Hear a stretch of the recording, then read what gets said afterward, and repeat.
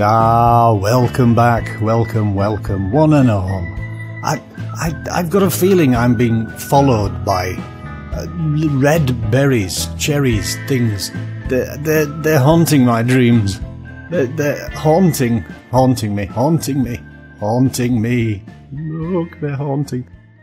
Cherries. Oh, I don't feel so good. Oh, sorry. Yeah, so, welcome back. Let's get rid of these. So, what are we going to do today? Well, as you can see, expanded a little bit, just leveled some areas off. Loving this area, we get tons of squid down here. The reed farm, nice and simple. Still growing, still collecting. Oh, what's that? Oh, ink sac. So yeah, it's a nice little area for ink sacs. Always groovy. The man cave has changed a little bit. We've tarted it up, made it all nice and neat. No more marble in the wall, although I really do love marble. I am seriously considering using marble on the main base, which is not going to be in here, by the way. But I'll explain that later. Ooh, berries.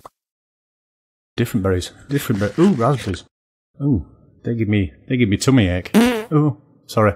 Without further ado, let's crack on. See what we get up to in this episode. Be right back. So it's time to make the Tinker's Smeltery. I've done a little bit of work off camera and I've made all these pieces. The last thing you need is me sitting here making all these all over again. Simple thing. Seared bricks, which are made from grout, which we saw in the last episode. What we can do is, I've dug a little area out here already. I put a torch in the roof. Simply because when this is dark, sometimes you can get spawns in here and then you can get enemies landing in here and then blood comes up the works. So I just do a basic 3x3. Now I know this has changed. You can do this as a 1x1, 2x2. It doesn't have to be a 3x3 anymore. It used to be like that all the time. But I know things have changed in this pack. So we just throw this in. Like this. See a tank there. Now I have little windows at the front. Now you don't have to put this here. This is optional. But as you can see through here, you end up seeing the block below. And I don't know, it just aesthetic reasons, really. I probably need to put one in there as well. So I'll just pop 3 pieces of glass there. And the brain there. 3 more blocks here. Then we use the smeltery drain. This will get all the gubbins out of your smeltery. So we pop that there. The top row. And then just simply fill in these little pieces here. And bink, we now have a smeltery. Nice. So over here, we want to put... We've got the casting basin and the casting table. The casting basin will give you blocks. So when this pours out of here, it will create a block here. And the casting table is for the tinker's tools that we're going to make. Now, you will also need a couple of seared faucets. Bish bosh, like that. And that will allow it to pour out. Nice and simple. Now I also have, on my travels, another lava drum. And I get fluid conduit. This is Ender IO. I'll be using all Ender IO throughout this series because it's absolutely amazing. Bundled cables for the win. So I pop, what I'm going to do is pop that fluid conduit there and then pop that on top of there. Now the only annoying thing about Ender IO is that you need to access this plate underneath. If you can't access it from up here, it just won't allow it. So you need to go underneath there, pop that in there, and then you've got the options whether you're going in, out, extract from, insert to, or just disabled. So we're going to go extract, turn auto extract with a signal, without signal.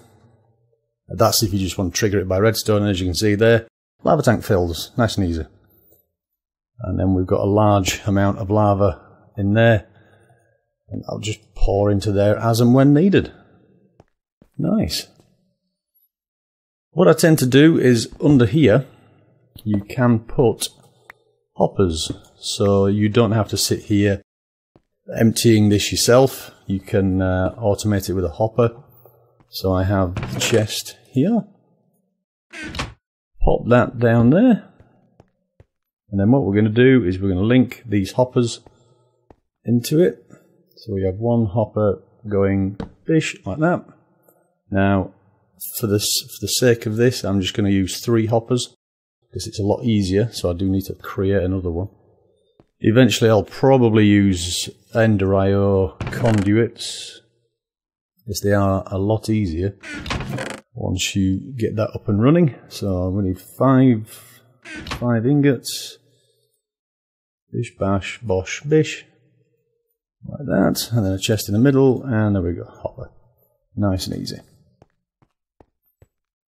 We feed all these hoppers into each other, which in turn feeds into the chest. Let's just pop that one there. Fill her out. Like that. So whenever anything appears in here, it will automatically feed down, land in this chest, and everything is gravy. So what else do we have in the man cave? We've now got a sag mill and an alloy smelter. Again, big fan of Ender.io, and that's something I'm going to be using throughout. Initially these guys were over here until I decided to actually tidy this room up. I'm not going to tidy this room up too much or make a big deal of this room. This is not going to be my main base. My main base is going to be out there. I've already planned a little area just outside, pretty much just by the promo screen that I used, just out there. So that's going to be my main base. I'm just going to clean this up like this, as simply just to make it a bit pleasing on the eye, so it's not an absolute eyesore and an absolute dog's dinner. So here we've got these.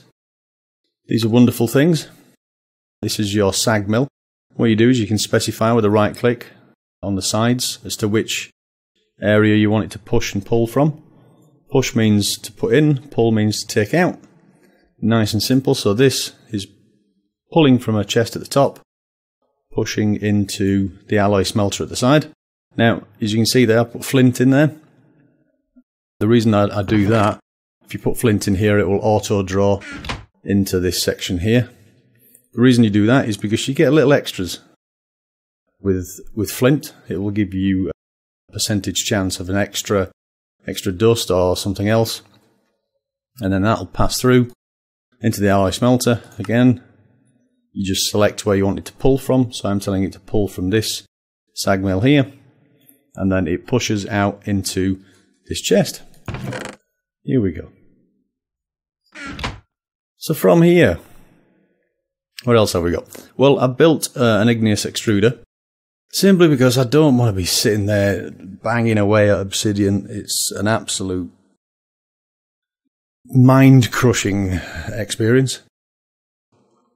This machine will just automatically create obsidian. I have around the back here just 2 drums. This is a drum that I've just picked up as I've gone around when I've been mining.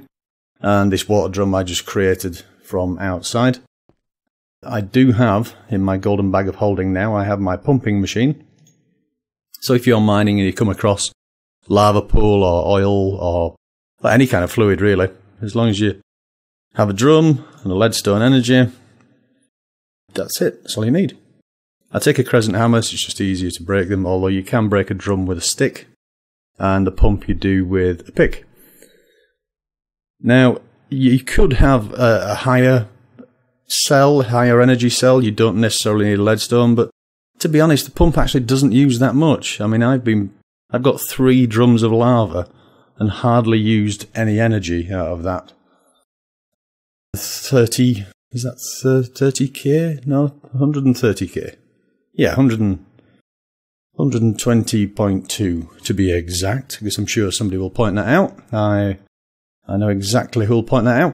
So I usually carry that around with you. It's really handy.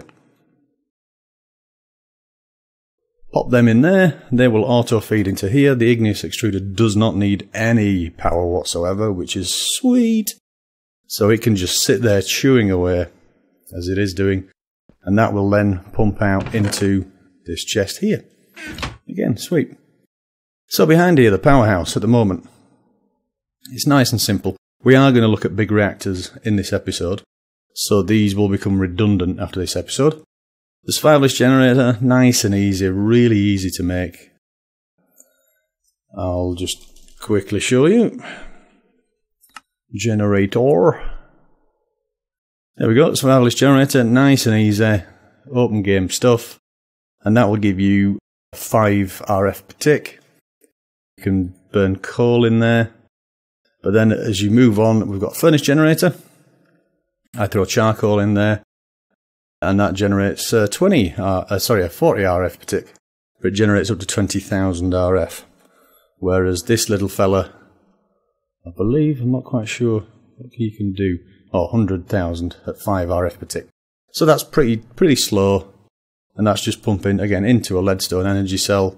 As you can see, that's nice and full. These guys are nice and full. Nice and full, nice and full, nice and full. Actually, let's get this dust out of here. Let's just clear that. Put that into this chest, so that can go in. Actually, no, that's the wrong way. That can go in here. Pop that in there for now. Simples. And again, we've got power conduits.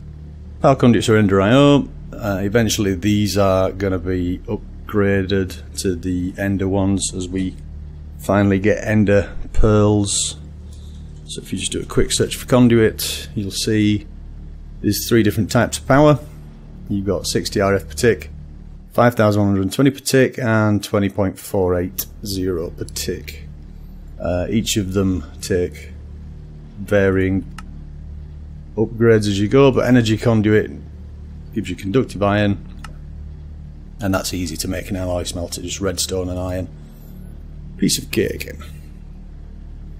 But as I say, all this is going to come out here anyway. These are going to come out. The hopper's just there simply, so I don't have to keep running back and checking this for charcoal. I can just throw stacks of charcoal in here, and it will auto feed into this, which will then provide power into this fella.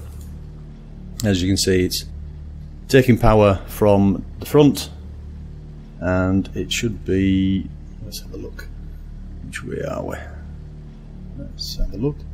That's putting power out from the side, so that needs to be changed to that, because it needs to be drawing in, blues in, oranges out, and it's on a low, so it ignores completely any redstone signal needed. That's nice and full, and that's charging away, and that's awfully slow. I mean, you can upgrade these. You can put these capacitors in them. Once you get up to the octadic, that takes some serious alloys. But the double layer is not too bad. Energetic and coal powder, and your basic capacitor, which is just gold, copper, and redstone. I mean, we're very limited on copper at the moment, so that's why I've not upgraded yet. Energetic alloy, again, in the alloy smelter, redstone, gold, and glowstone. But we've no glowstone as yet, because we don't have a witch spawner, and we haven't been to the nether yet. That is on the cards. That is something we will certainly be looking at. Just as an added touch, I popped a carpenter's door on here. Carpenter's door is really easy. Just have a look at the recipe. Carpenter's door. Carpenter's block, which is simple, just a block of wood and some sticks. Gives you 5 of those. And 6 in like a basic Minecraft door will give you a carpenter's door.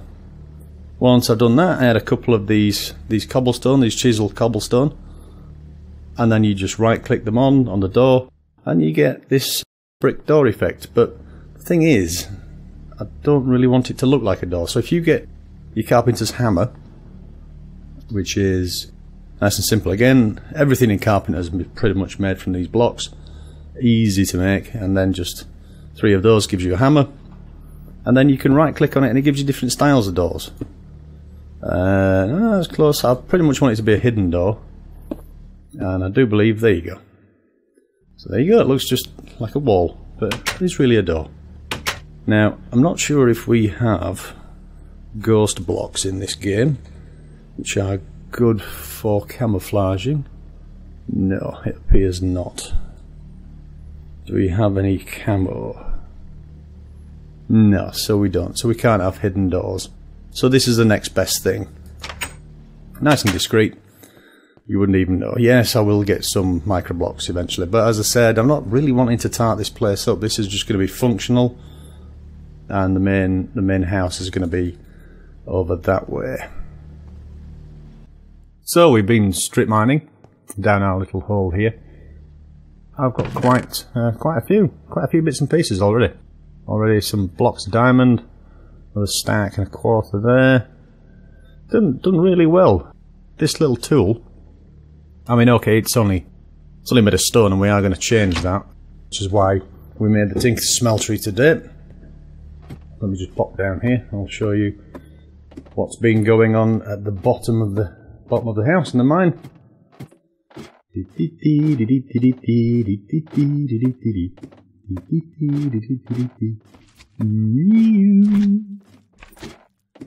Yeah. Anyway, so as you can see, nice bit of strip mining.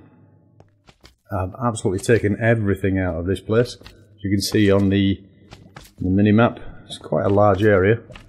A bit of a slime chunk as well in here, which is rather good. Got some free slimes. You can hear them slapping about. Where are you? There you are. Hello, big fella. So you can get some nice slimes out of this. It's got a, yeah, Mr. Has. I do need to put a hat on, actually. Something I haven't done yet, so I shall choose that. And I'll show you that at a suitable time. It'll probably be something rather silly, knowing me. There are still a few ores hanging around. It will annoy some of you, but I'm just going to leave them, because I'm like that. So this is a really nice way of mining. Just in a 3x3. I'm at Y10, so this is, I believe, my position is 11. So this is 10 down here, and we've got 11, 12, 13, 14. So you've got a nice four area to look at, and then I'll leave a 2 so you can see in the walls on both sides, and then you just chew through it, and this is really quick. Let me just give you an example. I'll come down here and line up. It's a little bit there. You know, you can just pop through this in no time. Get your shovel out, clear out any dirt. Let's get some torches on the walls. Now I've got these little red crosses down. These red crosses, if you press F7, they will pop on, and they're showing you spawn areas. So as you can see, there's no spawn areas here, and this is a spawn area here. So I just pop in a torch, and it goes. Nice and simple. I've also brought down a tool forge. I've made another one. Because these are made of stone, we can repair these as we go. So you're not having to constantly pop back up to the surface and then repair it.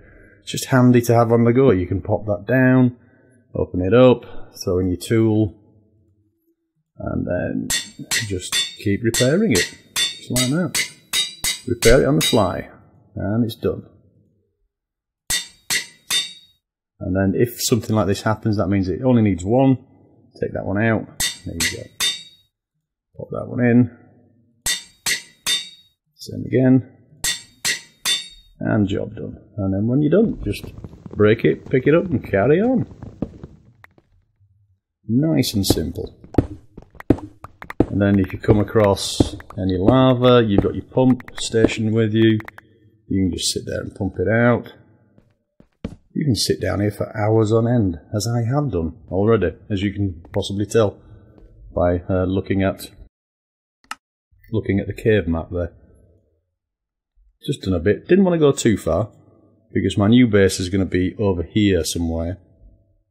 So I didn't want to dig it all out underneath, because I'd only have to fill it back in as we purify, as they call it, as they purify that area up.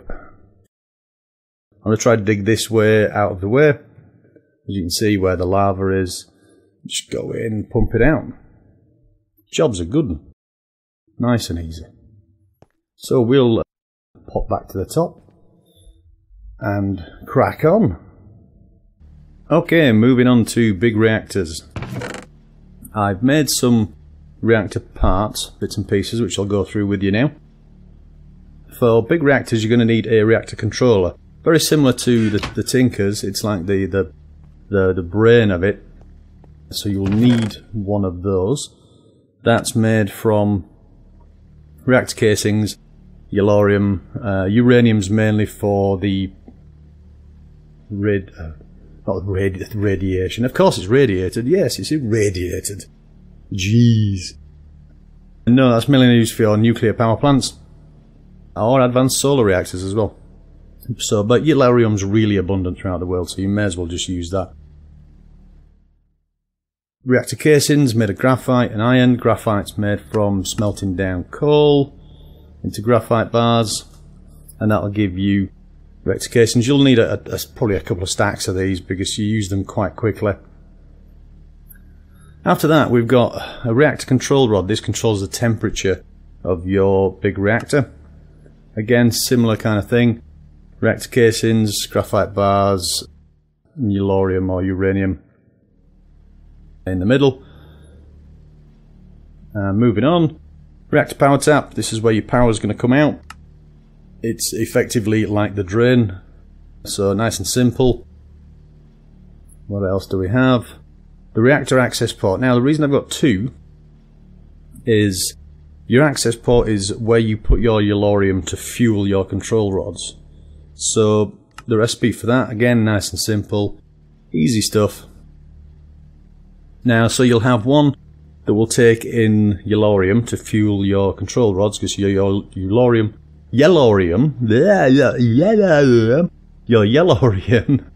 will burn up depending how hot your reactor is. Once it burns up, it creates a byproduct. That byproduct needs to be spat out. So that's why I have two of these. I'll have one as an input, one as an output. And you've got your yellorium fuel rod. That is, again, nice and simple, just iron, graphite, yellorium. The rednet cable I'll come back to. And the rednet port I'll come back to, and the programmable rednet I'll come back to. So again, yeah, there's the reactor casings I was talking about earlier. Nice and simple. Easy peasy. Your reactor glass. You don't necessarily need reactor glass. We're only going to make a small reactor. It's going to be a 3x3 reactor. Eventually you will upgrade it to a much more substantial big reactor. You don't necessarily need these. It's just to see inside. Nice and pretty, really. And to make them, nice and simple, reactor and glass. Easy. So, the rednet side of it. Now, I make a programmable rednet controller, a rednet port. This is part of big reactors. This isn't. It's manufacturer reloaded. So let's look at the big reactors recipe. Again, reactor casings in its corner, gold, and then rednet cable. Rednet cable is made from plastic sheets, which you need to go out and get some rubber trees. And then you can create rubber bars, which you then burn down into raw plastic. Smelt down into raw plastic, shall I say. And there's like 8 rednet cables. You only actually need one for this, the way that I do it, but you might need more. You might put this somewhere else. I just pop it in the floor right next to the big reactor. So the rednet controller, let's have a look at the recipe. A little bit more complicated. You're going to need a rednet controller housing, which is nice and simple, just glass, plastic sheets, and redstone. It'll give you one of those. And then add that to the main recipe, and that'll give you a programmable rednet controller. What this is going to do is this is going to control the control rod, rather than it being in all the time and either not giving out enough power or giving out too much, is the programmable rednet controller, which is easy for me to say, maybe not. What that will do is it will it will look at how much power is required. So if you've got loads of machines and suddenly they're all switched on, what that will do is it will withdraw the control rods from the reactor, create more power. It's a supply and demand issue. And if you're not using any power, it will push the control rods in, stop the big reactor actually creating energy and therefore wasting your yellorium. So, sounds simple. Let's just grab all these, pop them in, and I'm going to put the reactor just under here. So I've already dug down here, made a little area, pop a torch there, and this is the area where the power is going to go up. So we're going to look at 3x3 somewhere around here. So we need to start with reactor casings, pop those down, and this is a multi-block structure, so once you got it right it will all pop into shape. And we're going to need, let's actually put the brain in. I generally put the brain in there, and then you can put the red power tap there, and then on this side. Now, because this is only 3x3, I can only use one of these. I mean, I could dig this out and have an output on this side, but it doesn't really matter, because if you look at these, I can put the yellorium in there, and the waste will come out in this slot. It just won't be completely removed. It'll just sit in there, which is fine. It can sit up to a stack in there, and this doesn't burn that quickly. So let's pop some more of these on, like this. And there. Now, in the middle there, we're going to need the reactor control rod. Let me just put a block here, and let me just knock this roof out, nice and simple. Ooh, copper. Drop that there. Let's just pinch this, because we do need copper at the moment. We're woefully lacking. Okay, so we're going to need a yellorium fuel rod in there, and then we're going to need a reactor control rod in there, and then we just fill the rest with reactor casings. Nice and simple. And that's the reactor control rod. You can name this if you wish. Doesn't really. I tend not to. It depends if you really want to go to town. As you can see, boof, works a treat. That's your reactor controller. Now, because again we don't have enough sides, you can only put one of these controllers in the middle. You can't put them on the corners. So we're going to need to expand this if we want to use RedNet controllable functions in this. But we'll do that as and when we get more materials. I'll expand this, and then we'll have 5x5 instead, which will give us more room. Allow 2 of these, and the RedNet controller in the bottom. So once your multi-block structure has pinged into life, and it all looks real pretty like that, what you're going to do is you're going to pop in here, and you can see this is your core temperature, your energy output, your fuel burn-up rate, and the reactivity.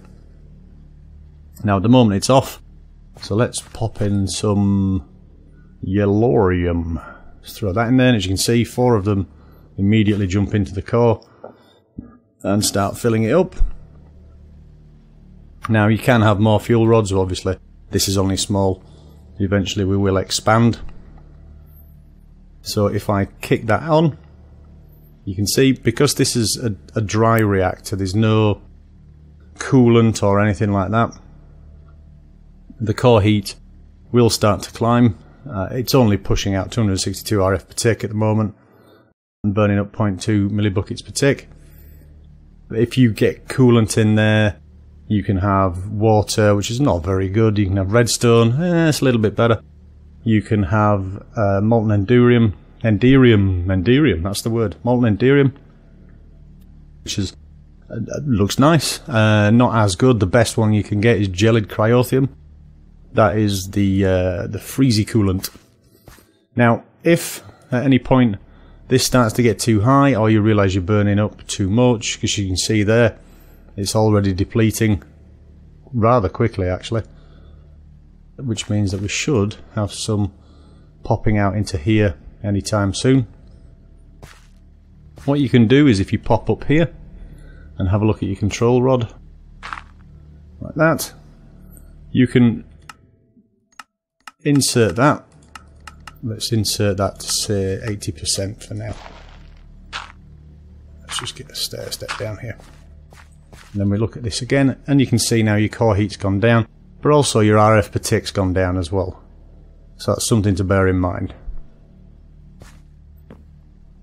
Eventually the red net will control that, but in this reactor it won't, because there's no room really for that to happen.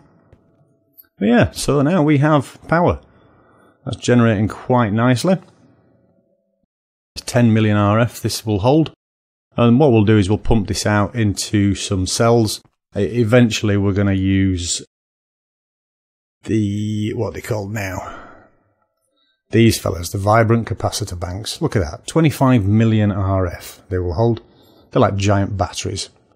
This is the smaller one that holds 4 or 5 million RF per tick. But the vibrant ones are the best ones. And these are the basic capacitor banks. Nice and simple. Again, they always use these Ender-IO capacitors, so we need to look for copper. But that's for later. So you get your power out of here. Just literally connect your power going up, which I shall do off camera, so I can link those up. And then I can take out the furnaces and everything from upstairs. Back at the top, I've just linked up some Ender-IO power cables down to the red net. Tapped the red net. Ooh, the power out, the power tap down there.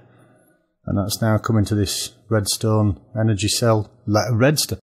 Oh, what kind of words am I using tonight? They're certainly not the right ones. So that's going into there. I just need to make sure that this is an input, which it is. So that will constantly keep that charged up now. Now, we don't need that up there. So again, you can right click on these and tell it to be disabled, and that will disappear. So we can now get rid of these fellas, these furnace generators. So let's do that. Let's get rid of you. Let's get rid of you. Let's get rid of you. They're done, redundant, nice and neat, nice and tidy. And that's the power solution for now. I'll probably make some more sag mills and some more alloy smelters, because sometimes you just want things pulverized and not actually smelted. So I may set that up on this wall over here. And certainly look at alemite, getting alemite, smelting alemite and cobalt in here to make manulin. That's the main aim. Get some more tools, upgrade those tools, and see how we go on. Because these stone tools now, they're okay. I may still use them for mining, but we want to start looking at upgrading our tools so we can move through this a little bit faster. So I think that'll do us for this episode. Apologies on the last episode, it did go on a little bit. I tried to keep it small. I just love tinkers. What can I say? I love tinkers. So I will tend to just rabbit on a little bit. But moving swiftly on, you can see we've got upgrades. We've upgraded the chests. We've now got diamond chests. This I've got stacks upon stacks of diamonds. A few. Expanded the barrels a little bit in the corner, just to keep all the cobble out of the chest there, just to give us more storage. Tinkers is in. Things are looking groovy at the moment. Don't forget to like and subscribe. It'll help me out amazingly, enormously, wonderfully, elongatedly, and any other words ending with le. But for now, this is ZurnZen. I'll see you on the flip side. Much love.